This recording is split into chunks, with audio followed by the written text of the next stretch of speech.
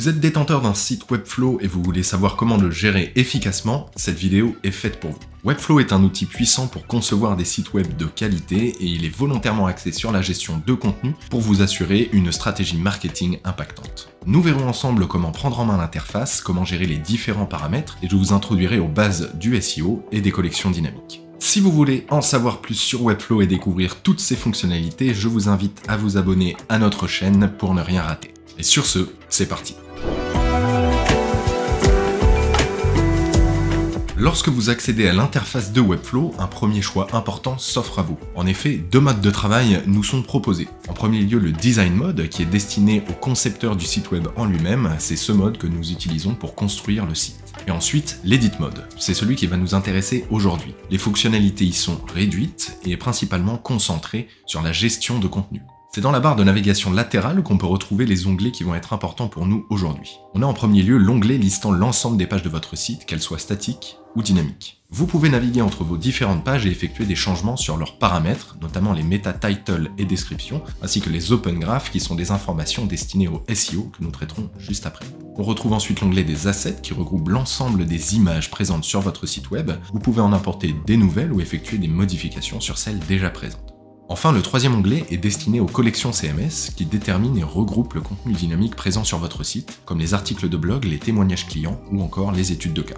Nous aurons l'occasion de revenir plus en détail sur les collections dynamiques dans une autre vidéo pour vous apprendre à les utiliser et vous pourrez les retrouver directement en description. Nous allons maintenant nous rendre dans les paramètres généraux de notre site web. En tant qu'administrateur, il va être important pour vous de choisir le bon plan de financement qui sera le plus adapté à vos besoins. Pour cela, il faut vous rendre dans l'onglet dédié Plans où vous sont proposées les différentes offres de Webflow. Pour effectuer votre choix, il va falloir penser au nombre de pages dont vous avez besoin, la capacité de contenir un CMS et donc des pages dynamiques, la bande passante qui va être allouée à votre trafic ou encore le nombre d'accès qui vont être alloués à votre workspace. Chaque projet est différent et il est donc important d'évaluer toutes ces composantes. Nous pouvons vous conseiller sur vos projets, vous pouvez donc prendre rendez-vous avec nous directement en description ou nous poser vos questions en commentaire. Pour gérer les accès à votre site web, il faut vous rendre dans l'onglet Site Access qui va regrouper l'ensemble des utilisateurs qui sont associés à une adresse email qui ont accès à votre workspace. Chaque utilisateur a un rôle défini. On a les administrateurs qui peuvent effectuer n'importe quel changement sur votre site internet et les éditeurs de contenu qui est un rôle qui peut être typiquement utilisé par vos équipes marketing pour dynamiser votre contenu. Un nouveau rôle a récemment été ajouté à Webflow, qui est celui de commentateur sur lequel nous reviendrons dans une future vidéo. Selon le plan que vous avez choisi, le nombre d'accès peut changer. Il est donc important de le prendre en compte dans votre décision. Dans l'onglet Publishing, on retrouve tous les paramètres liés à la mise en ligne de votre site. En premier lieu, il va être important de minifier le code de votre site, ce que vous pouvez faire en bas de page. Ceci va compresser au maximum sa longueur et ainsi réduire le temps de chargement de vos pages, ce qui a un impact bénéfique sur votre référencement. Vous pouvez également mettre en place les redirections via cet onglet. Si vous êtes dans le cas de figure d'une migration, il va être capital de les configurer pour que votre ancien domaine renvoie directement sur le nouveau. Il est possible de les faire à la main une par une, mais ça reste une tâche fastidieuse. Nous vous conseillons donc d'installer l'extension FinSuite qui est disponible sur l'API de Google Chrome, ce qui vous permettra de faire un import en masse. Pour ça, il faut simplement préparer un fichier de redirection et l'importer via le nouveau bouton qui est généré par l'extension, et ainsi toutes vos migrations seront configurées automatiquement.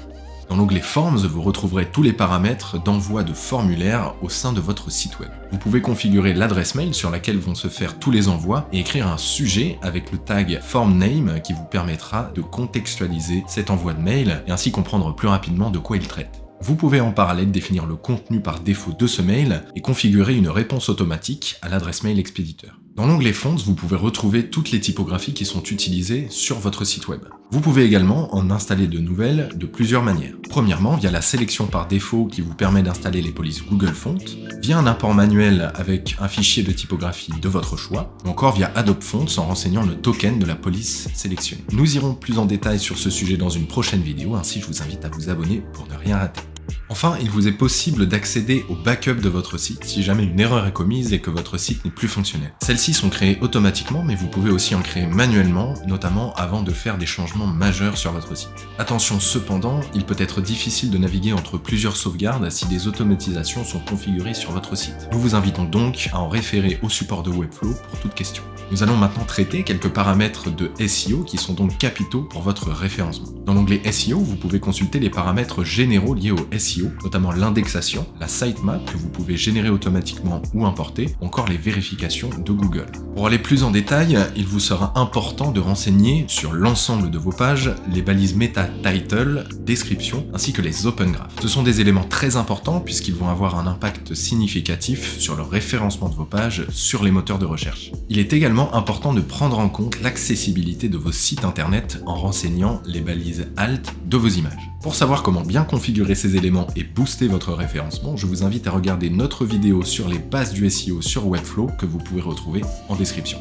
Voilà pour les informations importantes d'aujourd'hui. Nous avons vu comment gérer efficacement votre site web et où se trouvent les paramètres dont vous aurez besoin pour un site web performant et engageant. Configurer correctement votre site web et choisir les bonnes fonctionnalités vous offre une gestion plus efficace et permet à vos équipes de dynamiser votre site par une stratégie de contenu rodée et facilitée par les possibilités d'édition de Webflow. Si vous avez la moindre question, n'hésitez pas à la poser en commentaire, nous serons ravis d'y répondre directement. Et si vous voulez en savoir plus sur Webflow, abonnez-vous à la chaîne de Webflow pour ne rien rater de toutes ces nouveautés. Sur ce, je vous souhaite une excellente journée et je vous dis à très bientôt sur Webflow.